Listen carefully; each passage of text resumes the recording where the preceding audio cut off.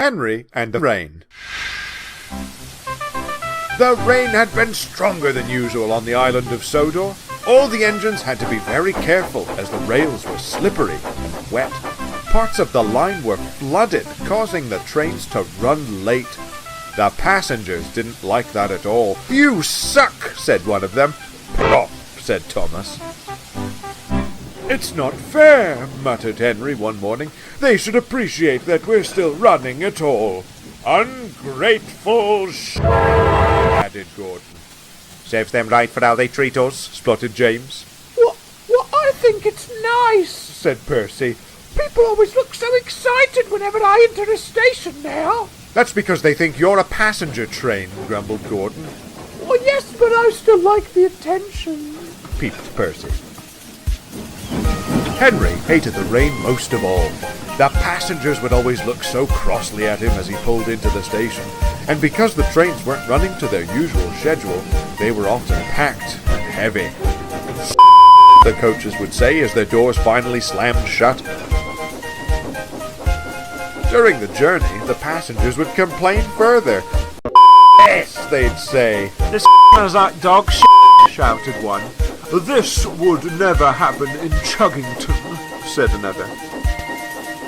Henry was glad when they reached the final station. On his way back, Henry thought he could teach the passengers a lesson. He thought about stopping in a tunnel.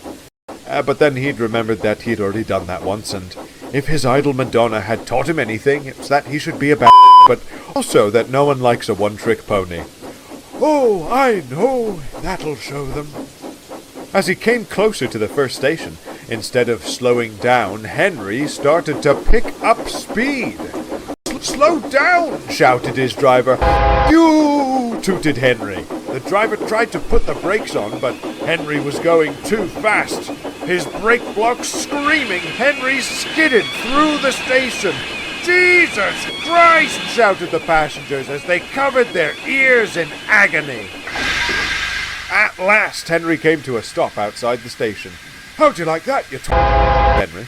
"Well, now you've gone and replied the driver. "You've probably ruined your brake blocks. Now these people will have to wait even longer." Henry was pleased. Later that day, the Fat Controller came to the shed to rant and rave at Henry. Henry didn't mind, as he had heard it all before, and he knew that the real reason the Fat Controller was angry was because his... Henry closed his eyes as he felt the rain starting to leak through the shed roof.